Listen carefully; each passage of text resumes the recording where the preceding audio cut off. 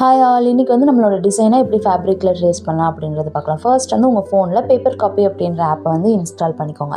Install பண்ணிவிட்டு அது கேட்குற அளவுக்குலாம் அளவு கொடுத்துட்டிங்கன்னா உங்களோட கேலரியில் இருக்கிற இமேஜ் எல்லாம் வந்து அதில் வந்து டிஸ்பிளே ஆகும். அப்படி டிஸ்பிளே ஆகும்போது உங்களுக்கு எந்த இமேஜ் வேணுமோ அதை கூகுள்லேருந்து டவுன்லோட் பண்ணிக்கோங்க. டவுன்லோட் பண்ணிவிட்டு அந்த இமேஜை வந்து செலக்ட் பண்ணிக்கோங்க.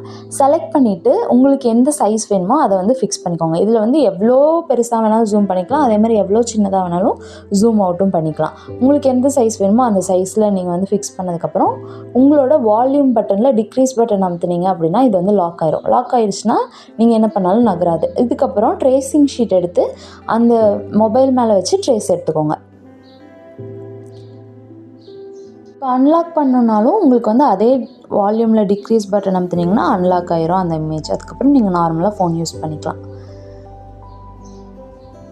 இதே தான் நீங்கள் சுடிக்கோ ப்ளவுஸுக்கோ மார்க் பண்ணுறதுனாலும் இதே மாதிரி தான் நீங்கள் மார்க் பண்ணணும். என்ன ஜூம் பண்ணி பார்ட்டாக மார்க் பண்ண வேண்டியது வரும், அவ்வளோதான்.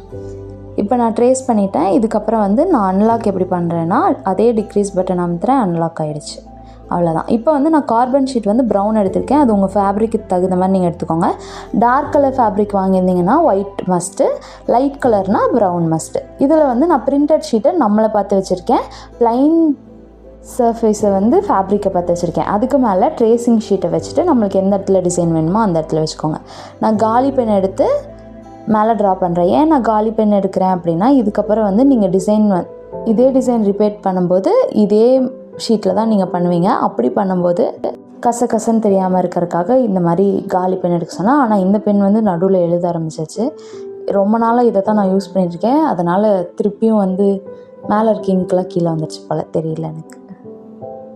இப்போ நீங்கள் வந்து ட்ரா பண்ணிட்டீங்கன்னா உங்களுக்கு கீழே அழகாக ட்ரேஸ் ஆகிடுச்சு, பார்த்தீங்களா? அவ்வளோதான். பாய்.